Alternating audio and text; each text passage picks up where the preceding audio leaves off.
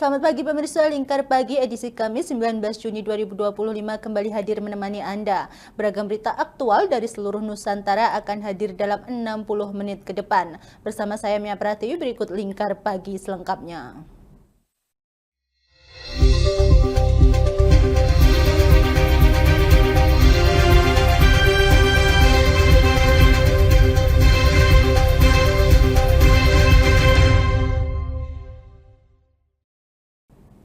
Pemirsa, komitmen mewujudkan kemajuan sektor pertanian, Bupati Pati Sudewo sosialisasikan kemitraan dan inovasi pertanian kepada ratusan petani.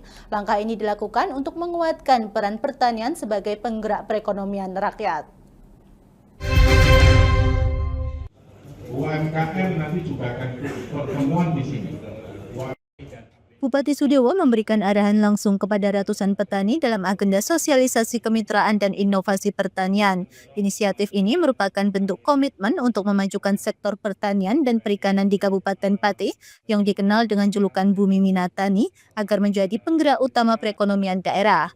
Beragam langkah strategis telah dipersiapkan mulai dari penargetan produktivitas 10 ton per hektar, pengalokasian 6.510 bibit durian Musangging dan Blacktown di Kecamatan Gunung Wungkal, hingga pembekalan teknis budidaya mangga merah, pepaya Hawaii, dan melon Jepang di Gunung Pati, Kota Semarang. Menurutnya, upaya ini tak hanya sekedar memaknai Bumi Minatani sebagai identitas geografis, namun juga mendorong pertanian dan perikanan menjadi sektor yang memberikan dampak nyata bagi kesejahteraan masyarakat. Sedang mengundang para kelompok tani di berbagai komoditi, ada kelompok tani di bawang merah, kelompok tani padi, ada kelompok tani jeruk pamelo, kelompok tani terong Jepang, kacang, kemudian juga macam-macam. Saya kumpulkan, saya dorong supaya mereka punya semangat untuk kebangkitan perekonomian di bidang pertanian. Tadi saya jelaskan secara umum dan dijelaskan secara detail oleh pertanian, oleh Dinas Pertanian. Harus semua petani ini harus bergerak 10 ton minimal per 1 hektar itu harus tercapai karena itu kesempatan bagus bagi petani. Kemudian nanti bawang merah produksinya juga lebih besar dan juga berbagai masukan, berbagai tawaran dari produk-produk pupuk selalu saya tangkap, kami sosialisasikan kepada warga untuk warga memilih dan membuktikan sendiri kalau itu bagus biar dilanjutkan. Pokoknya intinya berbagai kesempatan untuk peningkatan kesejahteraan pertanian itu kami lakukan. Ia menegaskan komitmennya untuk terus berada di garis depan dalam mendorong maju sektor pertanian melalui dialog langsung dengan petani, penyediaan solusi konkret dan dukungan berkelanjutan secara teliti dan serius. Dari Pati, Mutia Parasti, Lingkar TV melaporkan. Pemirsa, langkah percepatan penetapan situs Purbakala Pati Ayam di Kabupaten Kudus sebagai situs nasional semakin mendapat dukungan. Direktur Jenderal Kebudayaan Kemendikbud Ahmad Mahendra turun langsung meninjau lokasi penemuan fosil gajah purba di Desa Terban, Kecamatan Jekulo pada hari Senin 16 Juni lalu. Kunjungan ini merupakan tindak lanjut dari dorongan Wakil Ketua MPR Lestari Murdijat. Bagaimana Pati Ayam ini bisa tetap lagi ini menarik. Setelah melihat pameran fosil di Museum Pati Ayam, rombongan Dirjen Kebudayaan melakukan dialog dengan Bupati Kudus, Kepala Dinas Kebudayaan, dan Kepala Desa Terban. Dialog tersebut membahas kebutuhan masyarakat lokal untuk mengembangkan situs Purbakala Pati Ayam menjadi destinasi edukatif dan budaya. Hari Minggu lalu, Ibu Lestari Murdijat, Wakil Ketua MPR ini berkomunikasi lewat WhatsApp dengan Pak Dirjen, Pak Mahendra, Dirjen di Kementerian Kebudayaan, ya untuk mengundang ya datang melihat Pati Ayam seperti apa, sehingga Pak Dirjen ini akan bisa melihat apa yang bisa difasilitasi oleh Kementerian Kebudayaan, oleh pemerintah pusat. Karena itu tadi ada dialog-dialog baik dengan Bupati, dengan Ibu Kadis Pariwisata dan Kebudayaan, dengan Pak Supeno, ya Kades Terban ini untuk mendiskusikan apa yang kira-kira diperlukan oleh masyarakat Desa Terban dalam kaitannya dengan situs Pati Ayam. Tapi sebaliknya, Pak Dirjen juga kemari untuk melihat apa yang bisa didorong dari pemerintah pusat untuk menghidupkan situs Pati Ayam. Misalnya, kita mungkin perlu menghidupkan ruang terbuka yang ada di sekitar museum lewat event, lewat festival, lewat misalnya run seperti di Sangiran. Dulu ada Sangiran, jadi run di situs Sangiran itu begitu. Nah, ini yang juga sedang dijajaki oleh Pak Dirjen, ya apa kira-kira yang bisa didorong, disupport oleh pemerintah pusat, baik dari fasilitas, prasarana maupun event-event. Kira-kira begitu. Ada untuk cagar nasional, Pak, untuk pengambilan. Iya, kalau itu kan potensinya memang ada. Itu dalam diskusi kemarin juga salah satu arkeolog, Pak Andri, itu kan mengatakan bahkan bukan cuma nasional, ini cocok nih untuk warisan dunia, ya, tetapi kita kan menuju ke warisan nasional dulu ya. Dirjen Ahmad Mahendra juga meninjau langsung titik penggalian fosil gajah purba Elepas yang masih dalam proses casting oleh tim arkeolog. Lokasinya hanya berjarak sekitar 100 meter dari pemukiman warga. Namun, usaha menjadikan Pati Ayam sebagai situs nasional masih terkendala masalah administrasi. Permasalahan utama terletak pada status lahan yang tersebar di Kabupaten Kudus dan Pati. Pemerintah saat ini sedang berupaya mengurai kendala ini agar Pati Ayam dapat diakui secara nasional bahkan internasional. Ini kan kita menindaklanjuti dengan kehadirannya Ibu Lestari Mudiat, Wakil MPR RI ya. Terima kasih ditindaklanjuti dengan kehadiran Pak Dirjen dari Kementerian Budaya dan dari Pak Prof Jajab juga di sini sudah lama ya, dalam rangka mengeksplor situs-situs Pati Ayam untuk kita teliti, kita publikasikan bahwa ini adalah suatu temuan yang sangat luar biasa dan barokah untuk Kabupaten Kudus. Semoga ini menjadi destinasi wisata, juga akan mendongkrak ekonomi masyarakat sekitar. Harapannya ke depan untuk Pati Kudus sendiri, Pak? Ini bisa menjadi situs taman nasional atau yang diketahui oleh sampai internasional kan gitu. Dan nantinya ini adalah menjadi kebanggaan untuk masyarakat Kabupaten Kudus bahwa di sini ada situs yang layak untuk diekspos, untuk dieksplor dalam rangka edukasi dan pengetahuan ilmu pengetahuan, terutama ilmu arkeologi. Dukungan Pemkab sendiri, Pak, untuk mengeksplor Pati Ayam. Kita sudah buat museum ya. Kita nanti karena tanahnya masih tanah milik desa, kita nanti coba tukar guling dengan tanahnya yang milik Pemkab, dan dari kita akan support supaya ini menjadi tempat yang terbuka. Silahkan nanti anak muda, para anak-anak sekolah atau dari luar kota bisa datang ke sini untuk ikut belajar tentang situs-situs Pati Ayam. Bupati juga menambahkan bahwa langkah ini diharapkan dapat mendorong generasi muda Kudus untuk lebih dekat dengan warisan sejarah dan ilmu arkeolog. Kunjungan ini menjadi bukti nyata komitmen pemerintah pusat dan daerah dalam melindungi dan mengangkat nilai sejarah Nusantara dari Pati Ayam untuk Indonesia, sebuah jejak purba yang menanti pengakuan dunia. Dari Kudus, Fathur Rahman, Lingkar TV melaporkan.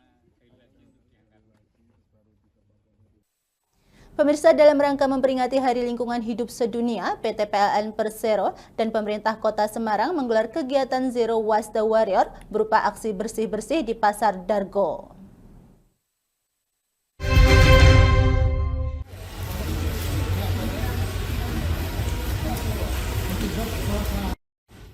PT PLN Persero Pusat Manajemen Proyek Kebun Agung Semarang Timur menggelar kegiatan ini dengan tujuan untuk meningkatkan kesadaran pegawai PLN dalam program Employee Volunteering agar mereka terlibat aktif dan peduli terhadap lingkungan sekitar. Dengan semangat bersama menjaga kelestarian lingkungan masyarakat, kegiatan ini melibatkan lebih dari 100 orang yang terdiri dari karyawan PLN Pusmanpro, Dinas Pekerjaan Umum Kota Semarang, Dinas Lingkungan Hidup Kota Semarang, Yayasan Bina Karta Lestari, Kecamatan Semarang Timur, hingga masyarakat setempat. General Manager PLN Pusman Pro Sukahar menyampaikan bahwa program Zero Waste Warrior merupakan salah satu kegiatan dari Employee Volunteering Program yang mana para pegawai PLN diharapkan dapat memberikan kontribusi nyata bagi lingkungan sekitar. Dari internal PLN 30 orang 30 yang orang. hadir pada pagi hari ini. Dan itu akan menularkan di kantor begitu ya? Harapannya begitu, jadi di kantor kemudian juga di lingkungan masing-masing ya.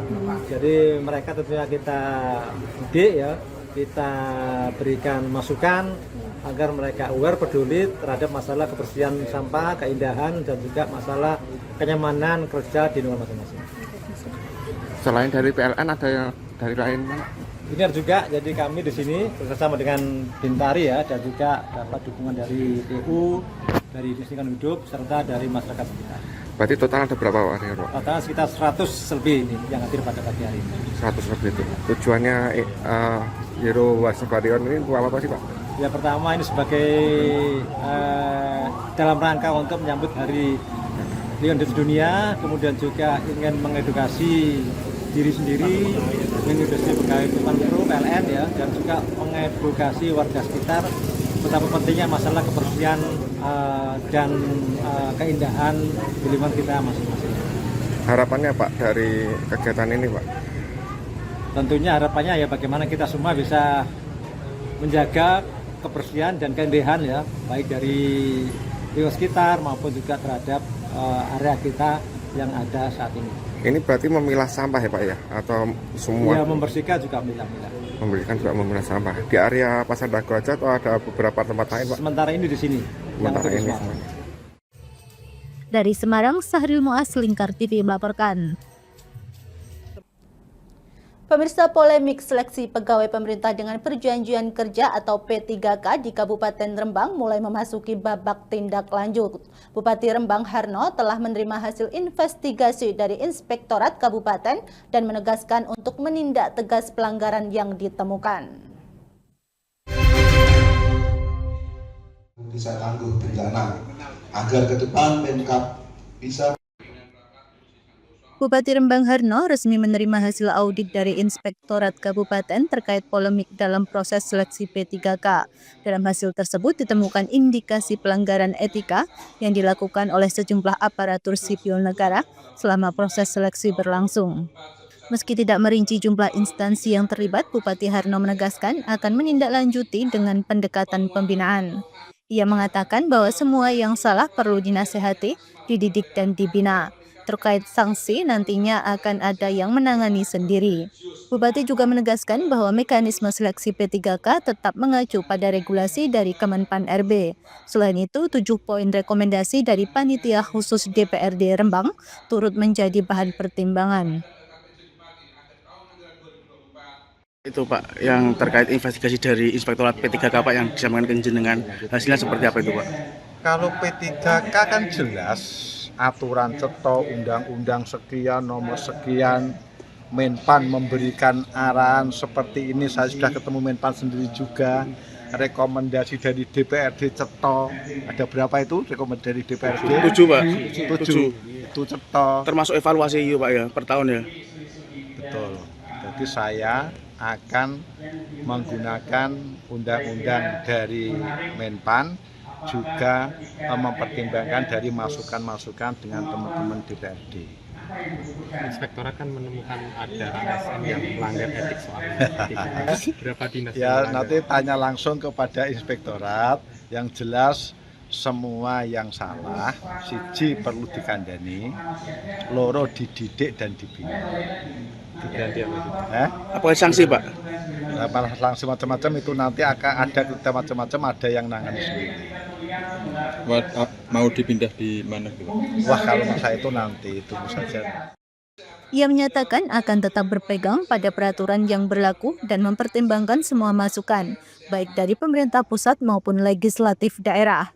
Ia juga akan menggunakan undang-undang dari Kemenpan untuk mempertimbangkan masukan dari DPRD.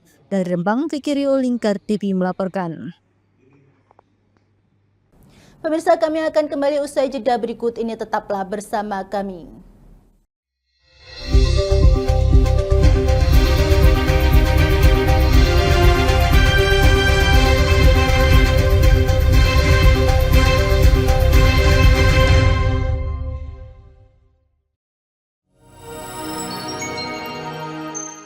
Selain si retinol ini, kalau gitu ngomongin retinol, apa sih dok sebenarnya retinol itu? Bagus nih programnya. Yang saat ini ya kayaknya sudah beberapa tahun yang Wah, lalu. boleh banget nih ditonton setiap hari. Meanwhile,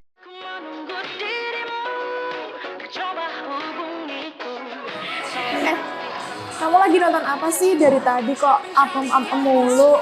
Ini loh lagi nonton program Cantik Sehat di Lingkar TV. Bagus banget nih programnya. Oh, ada ya program kayak gitu? Ada loh di programnya di Lingkar TV. Kamu udah tahu kan Lingkar TV? Belum. Kan belum tahu Lingkar TV. Lingkar TV itu TV digital streaming online yang sudah mengantongi izin PSE dari Kominfo dan bisa diakses di HP kalian mestinya. Oh iya? Iya, bagus loh. Coba di download sekarang. Bentar deh, aku tak coba download dulu. Iya. Selain program Cantik Sehat, kalian juga bisa menonton program lainnya di Lingkar TV dan bisa ditonton kapanpun dan dimanapun kalian berada loh. Gimana, udah bisa? Udah nih, punyaku udah bisa. Punyaku juga udah nih. Wah ya, bagus dong kalau udah download semuanya. Tunggu apa lagi? Sekarang giliran kamu download aplikasi Lingkar TV di Play Store.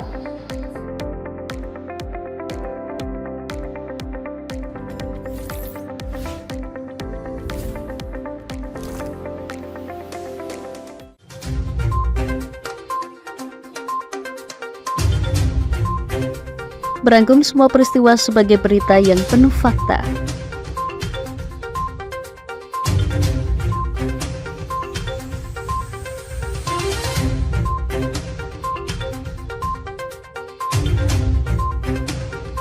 Saksikan Jateng hari ini setiap Senin hingga Sabtu hanya di Lingkar TV.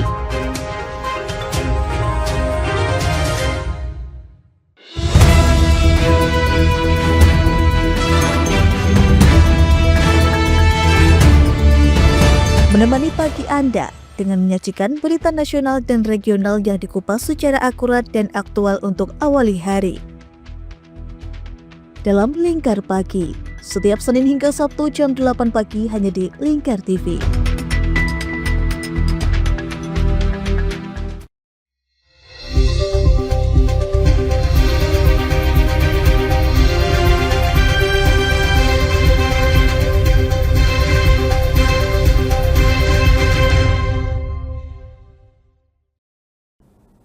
Pemirsa, sebanyak 595 calon pegawai negeri sipil formasi tahun 2024 di lingkungan pemerintah Kabupaten Kendal resmi menerima surat keputusan pengangkatan. Penyerahan SK dilakukan langsung oleh Bupati Kendal Diah Kartika Permanasari di Pendopo Kabupaten pada hari Selasa 17 Juni 2025.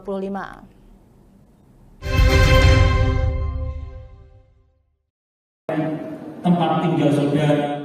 Dari total formasi 659 yang dinyatakan lulus oleh Badan Kepegawaian Negara sebanyak 596 orang, namun 1 orang dari formasi dokter mengundurkan diri dan tidak mendapat pengganti dari pemerintah pusat.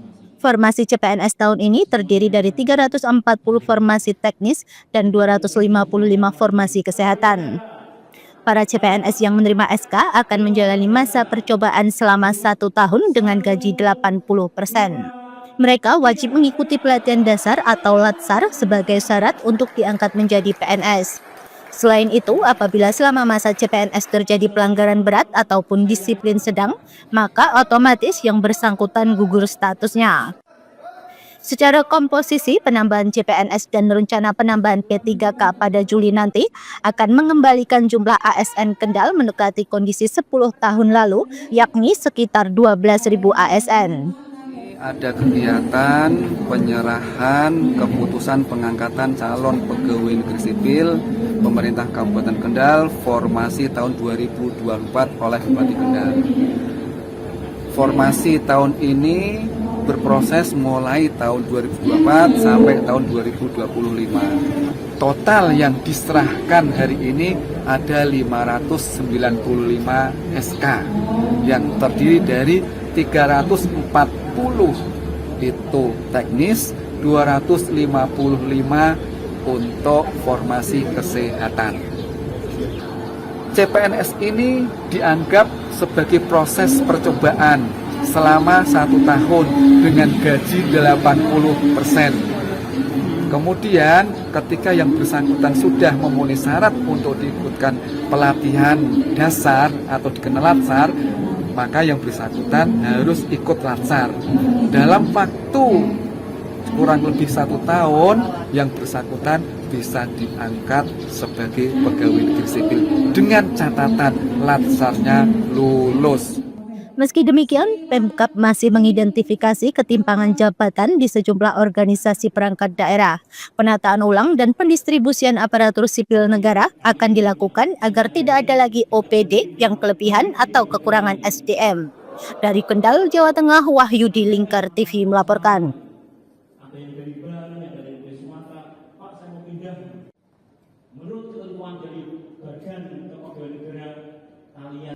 Pemirsa, para petani di Kabupaten Demak, Jawa Tengah kini tengah bergembira memasuki masa panen padi musim tanam kedua. Kegembiraan mereka semakin bertambah berkat kualitas gabah yang dihasilkan yang sangat memuaskan. Selain itu, kualitas gabah yang baik, harga yang ditawarkan pun cukup menguntungkan, yaitu sekitar 7.200 per kilogram.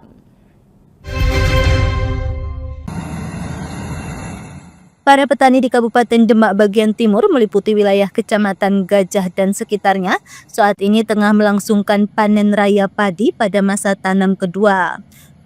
Pada masa tanam kedua ini, para petani cukup puas dengan hasil kerja keras mereka.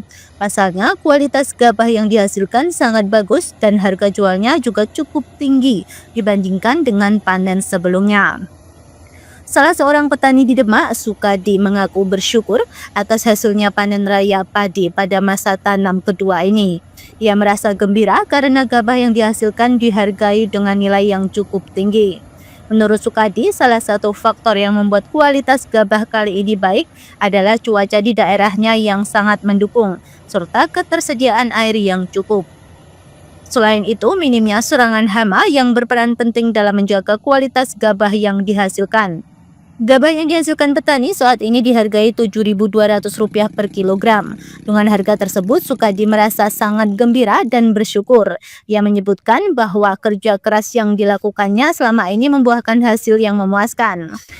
Saat ini tanaman padi miliknya yang ditanam di lahan seluas sekitar 1 bau dijual ke pengepul. Ia memperkirakan gabah yang dihasilkan akan mencapai lebih dari 6 ton.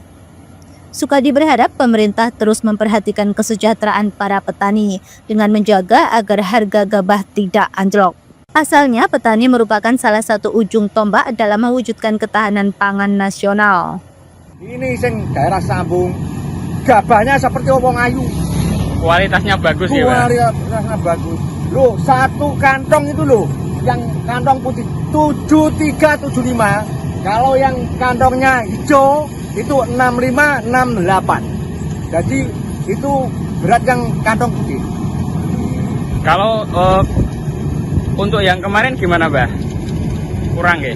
Panenan kemarin? Okay. Oh, panenan yang kemarin itu kena walang angin, ada beluknya. Kalau yang corowong Jawa nih panen walian, ini bersih semua. Ini kan ketika itu loh, pas bludak corowong Jawa, itu tidak ada angin, jadi normal gabahnya ini. Berarti kualitas panen saat ini bagus ya, Mbah? Wah, bagus, ya bagus. Nah, setelah ini nanti ditanamnya apa, Mbah? Biasanya sih kacang hijau. Kalau habis panen ini terus kacang hijau, kalau nggak ada hujan. Soalnya musim kan nggak tahu sih, kalau ada hujan banyak ya mungkin ya kacangnya gagal.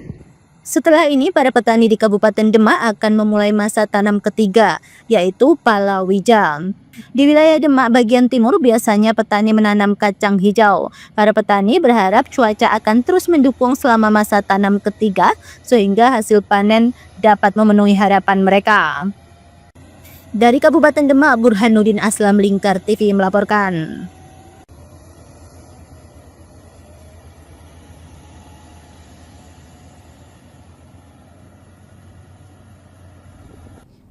Pemirsa, seorang pejabat di lingkungan pemerintah Kabupaten Rembang melaporkan salah satu akun media sosial ke Polda Jawa Tengah. Laporan ini dilakukan buntut dari unggahan yang dinilai mencemarkan nama baik dan melanggar Undang-Undang Informasi dan Transaksi Elektronik.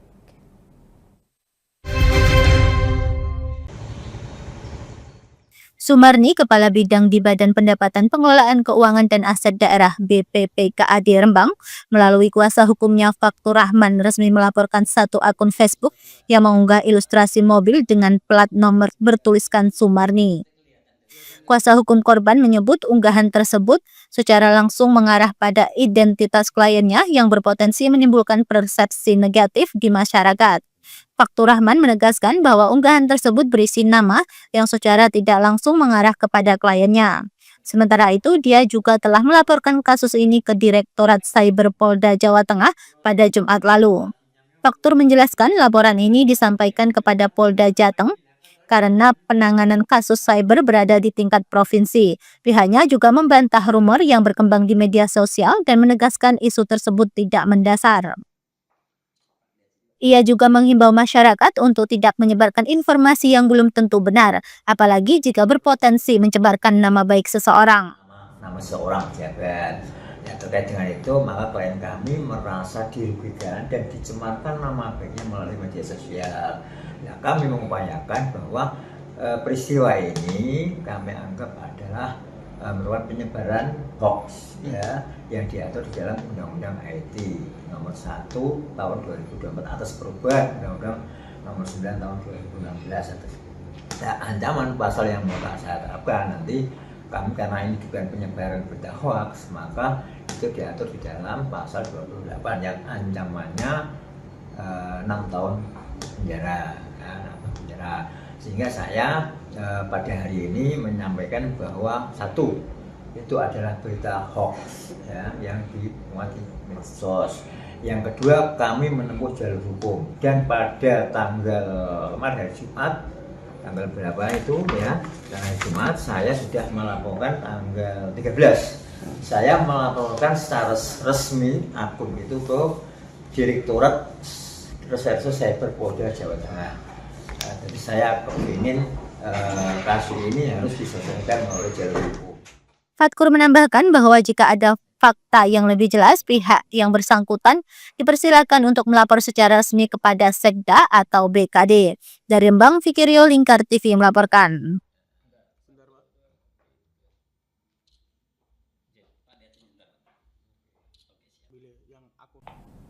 Pemirsa, ada saja ide kreatif untuk acara pelepasan siswa kelas 6 di salah satu sekolah dasar di Blora. Usai potong tumpeng, para siswa berlarian ke halaman sekolah dan mandi air hujan yang disemprotkan dari mobil pemadam kebakaran.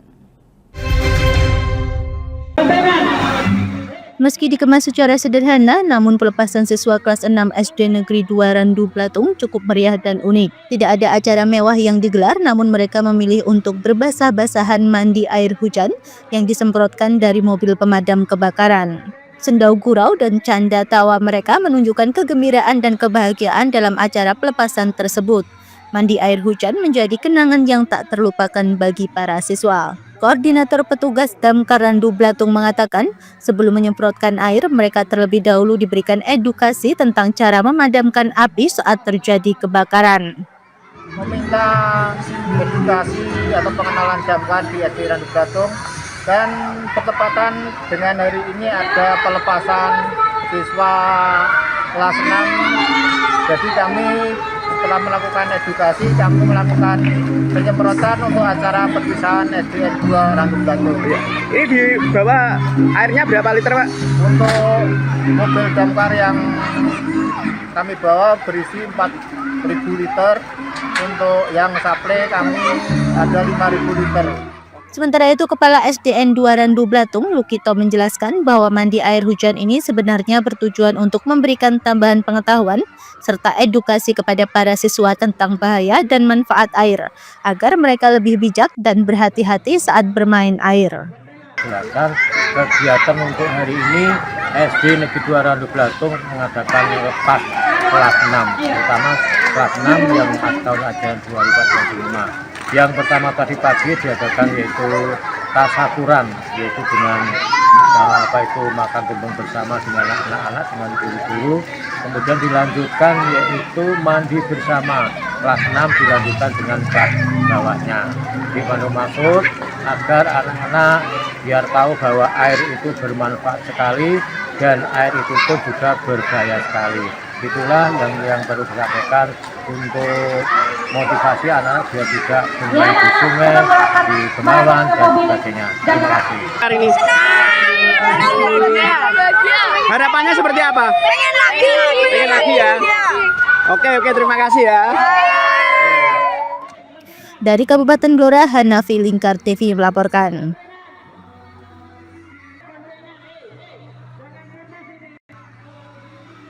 Pemirsa, kami akan kembali usai jeda berikut ini, tetaplah bersama kami.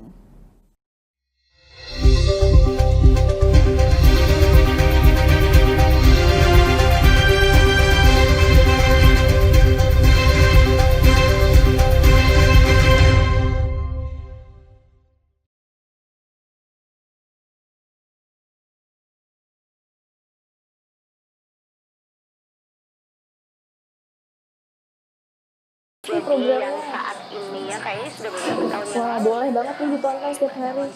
Meanwhile,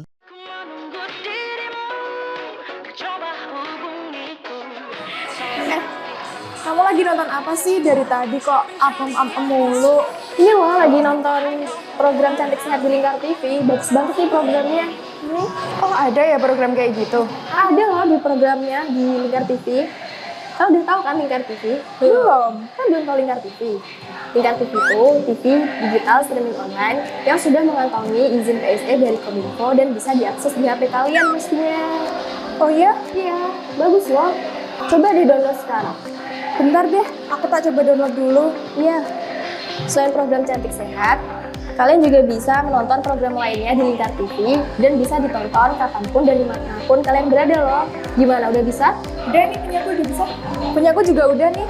Wah ya, bagus dong kalau udah download semuanya.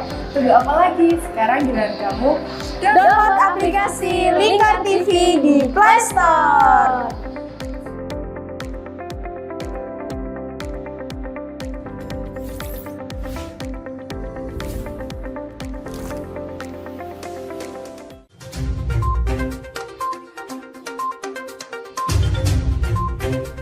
Merangkum semua peristiwa sebagai berita yang penuh fakta.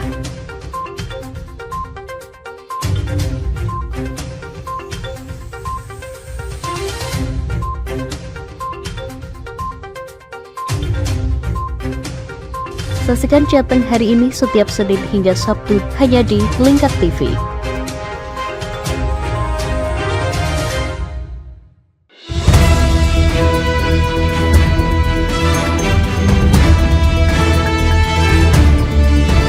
Menemani pagi Anda dengan menyajikan berita nasional dan regional yang dikupas secara akurat dan aktual untuk awali hari. Dalam Lingkar Pagi, setiap Senin hingga Sabtu jam 8 pagi hanya di Lingkar TV.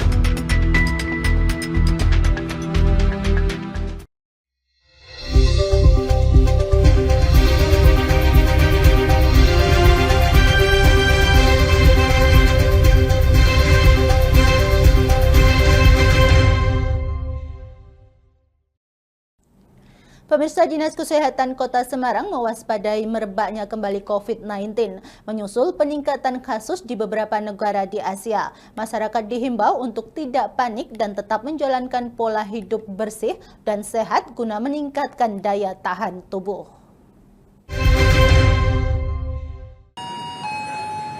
Penyebaran COVID-19 dilaporkan kembali meningkat di sejumlah negara di Asia seperti Singapura, Thailand, dan Hong Kong. Kepala Dinas Kesehatan Kota Semarang Muhammad Abdul Hakam pada Selasa 17 Juni menyatakan, Kementerian Kesehatan telah mengeluarkan surat edaran yang berisi kewaspadaan terhadap COVID-19 yang dikabarkan meningkat di sejumlah negara tersebut. Abdul Hakam menambahkan, meski sejauh ini belum ada laporan kasus COVID-19 di Kota Semarang, namun ia tetap mengimbau masyarakat untuk lebih waspada. Menurut Hakam, kondisi cuaca yang tak menentu seperti akhir-akhir ini di sejumlah daerah berpotensi mengganggu sistem imunitas tubuh, khususnya pada kelompok rentan. Namun ia meminta masyarakat untuk tidak panik dan selalu menerapkan pola hidup bersih dan sehat. Ini yang kemudian harus hati-hati untuk kelompok-kelompok rentan, misalnya ibu hamil, kemudian lansia di atas 60 tahun atau balita. Ini yang harus benar-benar harus kita perhatikan. Imunisasi rutin yang harus dilakukan oleh bayi ataupun yang di bawah 1 tahun harus tuntas. Kemudian pola makan dengan isi perunggu itu juga makanan-makanan bergizi harus diberikan. Abdul Hakam juga mengingatkan pentingnya istirahat dan aktivitas fisik yang cukup untuk meningkatkan daya tahan tubuh. Ia juga meminta masyarakat untuk memeriksakan diri ke fasilitas kesehatan seperti puskesmas maupun rumah sakit jika mengalami gangguan kesehatan seperti gejala infeksi saluran pernafasan. Pemirsa, pemerintah Kota Malang menyalurkan bantuan alat pertanian dari Presiden Prabowo Subianto kepada petani setempat.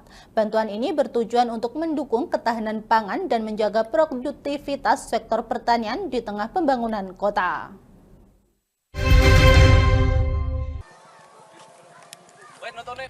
Di tengah laju pembangunan yang semakin menekan ruang hijau di perkotaan, pemerintah Kota Malang menunjukkan komitmennya dalam menjaga sektor pertanian tetap hidup dan produktif, serta mendukung ketahanan pangan. Upaya itu tampak dalam kegiatan penyerahan bantuan alat pertanian dan bibit hortikultura kepada para petani di Kelurahan Wonokoyo, Kecamatan Kedung Kandang, Kota Malang pada Selasa 17 Juni. Wali Kota Malang, Wahyu Hidayat, menyalurkan berbagai bantuan dari Presiden Prabowo Subianto, seperti alat pengolah padi dan jagung hingga bibit cabai varietas unggul. Tak hanya menyalurkan bantuan, kegiatan ini juga menjadi bagian dari edukasi pertanian berkelanjutan, di mana para petani diberikan pelatihan pemanfaatan limbah pertanian menjadi pupuk organik atau pakan ternak. Alhamdulillah ini perhatian Bapak Presiden, walaupun kita ini di kota, tapi untuk menjaga ketahanan pangan yang ada, beliau memberikan 1 unit alat pengolah padi. Ya. Kemudian lainnya ini adalah anggaran dari APBD yang kita berikan kepada kelompok tani juga di 4 kecamatan di Kota Malang. Ini sebagai bentuk perhatian dari pemerintah Kota Malang. Dinas Pertanian mendata saat ini terdapat sekitar 15.000 meter persegi lahan produktif yang tersebar di Kota Malang. Namun, ancaman alih fungsi lahan terus membayangi, terutama di kawasan pinggiran.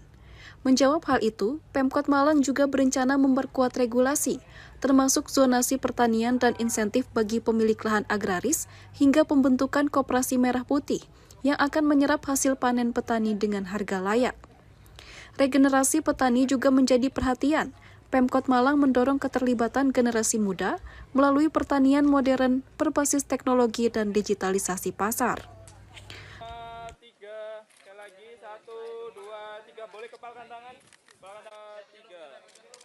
Pemirsa, Kejaksaan Agung menampilkan video permintaan maaf Advokat Marcella Santoso tersangka kasus perintangan penyidikan dan penuntutan ekspor CPO, timah, dan impor gula. Dalam video yang diputar saat konferensi pers di Jakarta 17 Juni lalu, Marcella mengaku menyesal dan menegaskan tidak ada kebencian pribadi terhadap Kejagung maupun penyidik.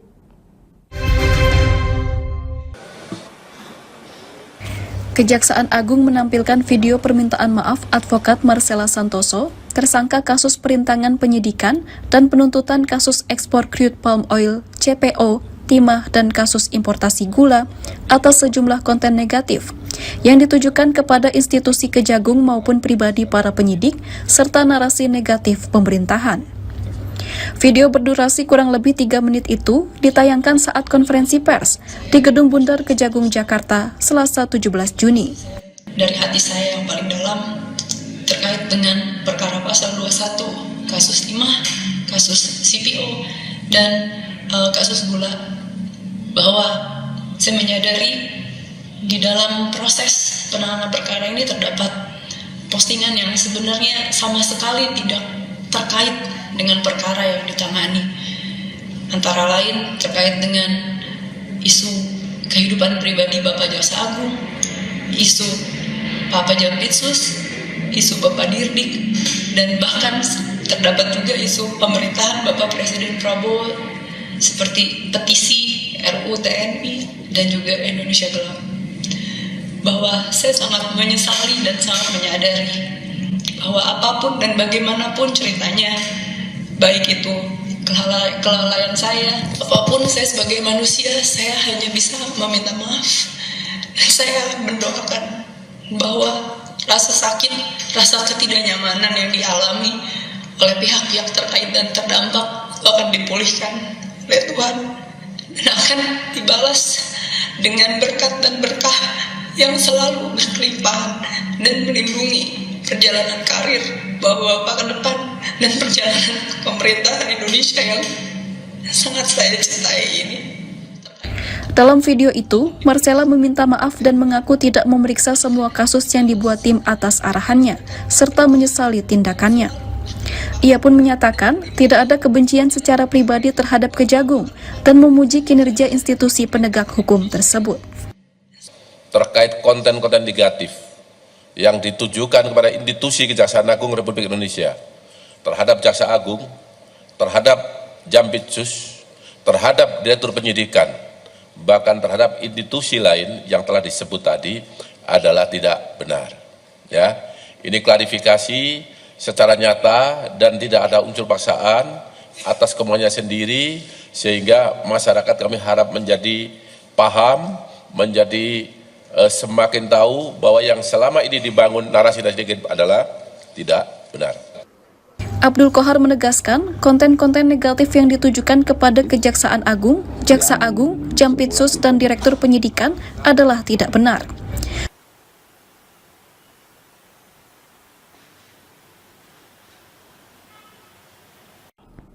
Pemirsa, Wali Nangruf Aceh, Tengku Malik Mahmud Al-Haitar berkunjung ke kediaman Wakil Presiden RI ke-10 dan ke-12 Yusuf Kala pada Selasa malam 17 Juni. Mereka mengapresiasi keputusan Presiden Prabowo Subianto yang menetapkan Pulau Mangkir Gadang, Pulau Mangkir Ketek, Pulau Lipan, dan Pulau Panjang sebagai wilayah administratif Provinsi Aceh.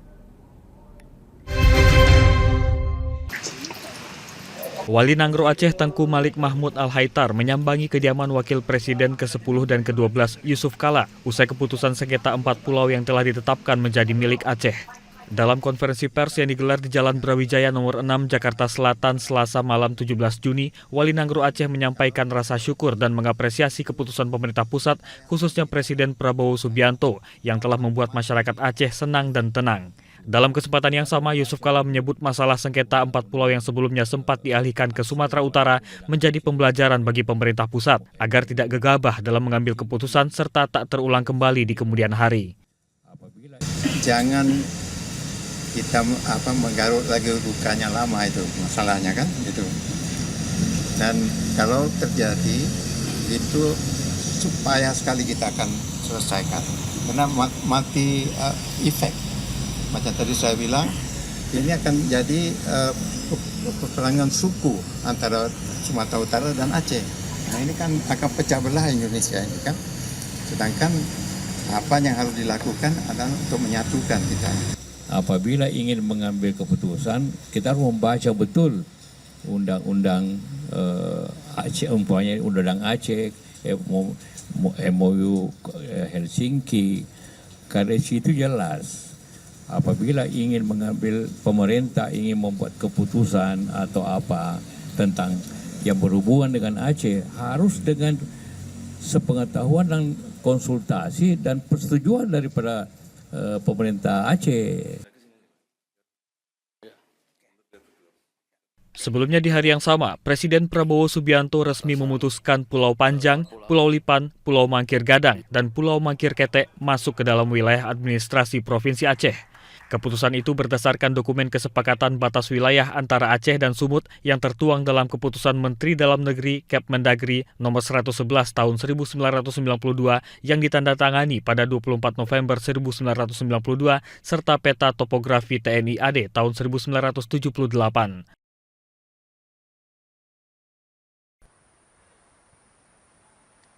Pemirsa, kami akan kembali usai jeda berikut ini, tetaplah bersama kami.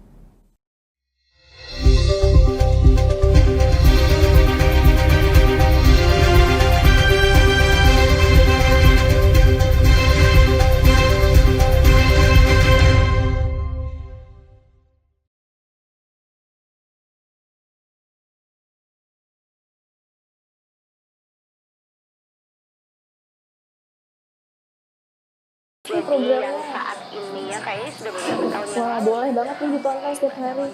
Meanwhile,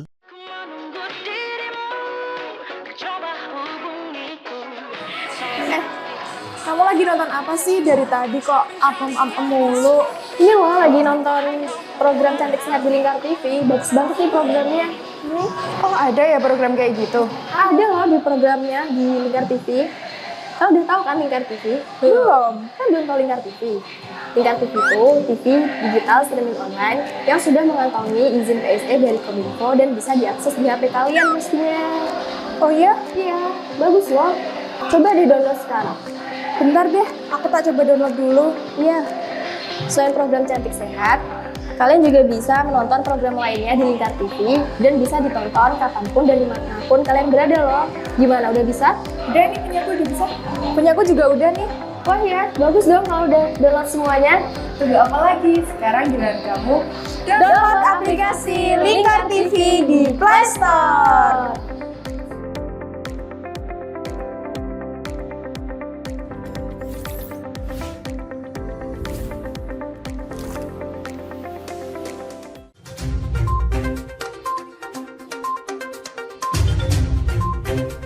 Merangkum semua peristiwa sebagai berita yang penuh fakta.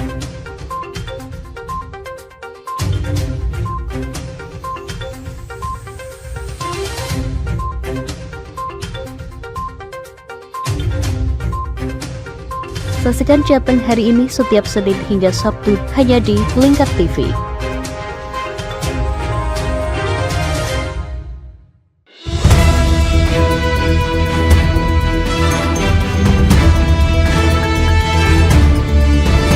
Menemani pagi Anda dengan menyajikan berita nasional dan regional yang dikupas secara akurat dan aktual untuk awali hari.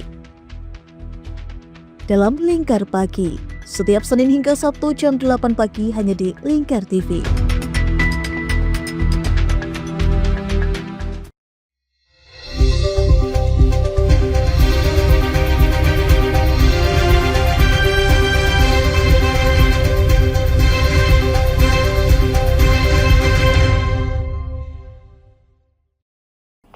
Pemirsa, Kementerian Hukum tengah mematangkan rancangan peraturan pemerintah untuk memberantas judi online.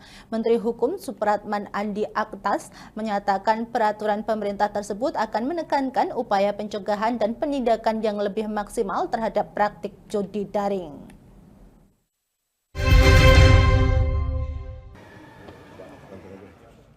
Kementerian Hukum, Kemenkum, tengah berfokus menyelesaikan rancangan peraturan pemerintah (PP) terkait pemberantasan judi online atau judol. Dalam konferensi pers yang digelar di Gedung Kemenkum Jakarta Selasa 17 Juni, Menteri Hukum Supratman Andi Aktas mengatakan rancangan PP pemberantasan judol saat ini tengah dimatangkan. PP pemberantasan judol, jelas Supratman, menekankan upaya penindakan dan pencegahan yang lebih maksimal, termasuk adanya upaya edukasi dan rehabilitasi guna memutus siklus kecanduan para pemain. Yang namanya judi online itu menjadi fokus bagi pemerintah.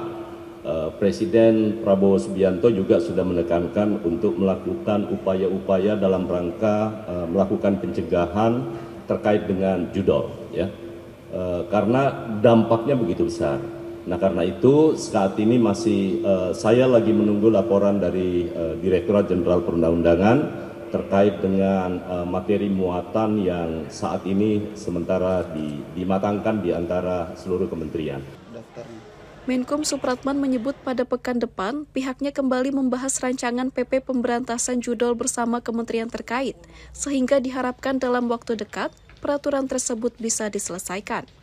Adapun hingga pertengahan 2025, Kementerian Komunikasi dan Digital atau Komdigi telah menghapus hingga 2 juta situs judol di Indonesia.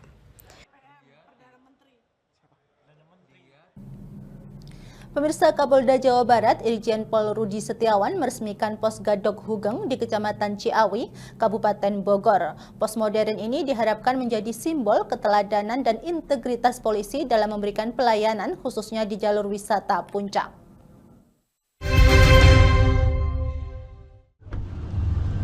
Kapolda Jawa Barat Irjen Pol Rudi Setiawan meresmikan pos polisi Hogeng di kawasan Gadok, Kecamatan Ciawi, Kabupaten Bogor, Jawa Barat, Selasa 17 Juni sebagai bagian dari upaya memperkuat pelayanan lalu lintas dan ketertiban umum di jalur wisata puncak yang padat kendaraan, terutama pada akhir pekan dan libur nasional. Irjen Pol Rudi Setiawan mengatakan pos tersebut diberi nama Hogeng karena kepolisian menginginkan para anggota yang bertugas meneladani integritas dan kesederhanaan Jenderal Hogeng. Sosok polisi yang ikhlas, jujur, dan melayani masyarakat dengan hati. Kapolda menambahkan, pos baru ini dilengkapi command center untuk memantau kondisi lalu lintas secara real time dari kawasan Gadok menuju Puncak, serta terkoneksi dengan pusat-pusat pemantauan di Cianjur dan daerah lain di sekitar kawasan wisata. Dapat membantu atau memberikan pelayanan yang terbaik kepada masyarakat di bidang lalu lintas, baik yang ke arah Sentul maupun yang ke arah Puncak dari Gadok itu ya. Dan satu lagi, jalan, nama-nama yang kita angkat ini Pak Hugeng, Pak Subianto ini, semua ini bukan hanya sebuah nama, tapi banyak menginspirasi. Irjen Pol Rudi Setiawan menekankan bahwa pembangunan pos ini bukan untuk fungsi teknis semata, melainkan membawa semangat perubahan budaya kerja di lingkungan kepolisian. Ia berharap nama Hugeng bisa menjadi pengingat bahwa polisi adalah pelayan masyarakat. Diketahui pos Gadok Hugeng merupakan hasil renovasi dari pos sebelumnya yang berdiri sejak 1988. Pos kini diperbarui secara menyeluruh untuk meningkatkan fungsi dan fasilitas pelayanan kepolisian. Selain itu, jalan di sekitar pos juga diberi nama Jalan Jenderal Hugeng Imam Santoso sebagai bentuk penghormatan terhadap sosok polisi teladan tersebut.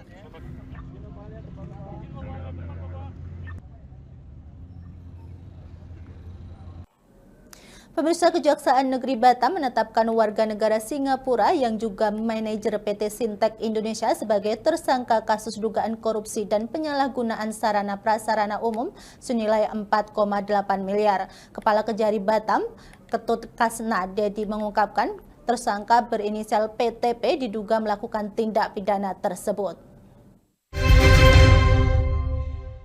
Kejaksaan Negeri Batam, Kepulauan Riau menetapkan seorang tersangka berinisial PTP asal Singapura selaku manajer PT Sintek Indonesia dalam kasus dugaan tindak pidana korupsi dan penyalahgunaan sarana prasarana di kawasan perumahan Merlion Square, Tanjung Uncang pada Selasa 17 Juni. Kepala Kejaksaan Negeri Batam, Ketut Kasna Dedi di Batam Selasa 17 Juni menjelaskan, dalam proses pembangunan, perusahaan tersebut berkewajiban menyerahkan fasilitas umum dan sosial kepada pemerintah Kota Batam. Namun pelaku justru menjualnya kepada seorang warga asal Korea Selatan berinisial KKJ selaku Ketua Yayasan Suluh Mulia Pionir. Kasda mengatakan berdasarkan hasil audit Badan Pemeriksa Keuangan Republik Indonesia, dari luas lahan sekitar 4.946 meter persegi yang dialihkan itu, negara mengalami kerugian sebesar 4,896 miliar rupiah. Sehingga aset pemerintah kota dalam hal ini harusnya itu bisa dimanfaatkan oleh pemerintah kota sebagai fasilitas umum, tidak bisa dimanfaatkan.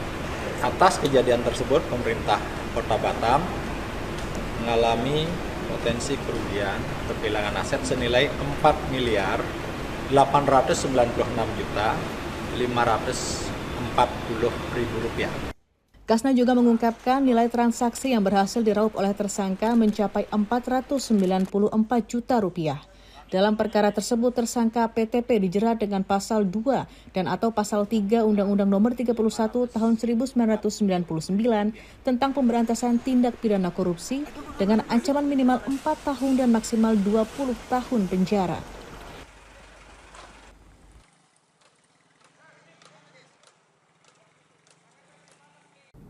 Pemirsa, Kapolri Jenderal Polisi Listio Sigit Prabowo memastikan 2 orang terduga pelaku penembakan terhadap WNA Australia di Bali telah ditangkap. Menurut Kapolri, saat penyampaian di Jembrana, Bali, 1 orang sudah berada di Jakarta dan 1 orang masih dalam perjalanan dari luar negeri.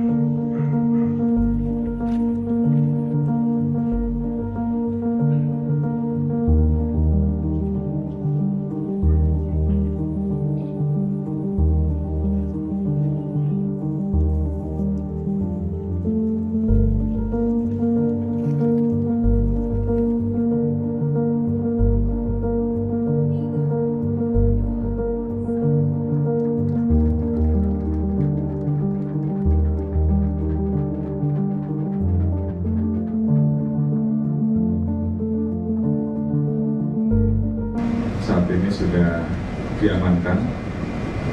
Satu sudah ada di Jakarta, satu lagi dalam perjalanan dari luar negeri, akan masuk Jakarta. Nanti secara detail akan dirilis secara khusus oleh Polda Bali. Namun yang jelas pengungkapan ini tentunya kerjasama antara Barreskrim, di backup juga oleh imigrasi dan juga AFP. Pemirsa, Lingkar Pagi berakhir sampai di sini. Jangan lupa saksikan Lingkar Siang setiap hari Senin hingga Sabtu pukul 13 waktu Indonesia Barat hanya di Lingkar TV. Saya Mia Pratiwi, mewakili kru yang bertugas pamit undur diri. Selamat pagi dan selamat beraktivitas.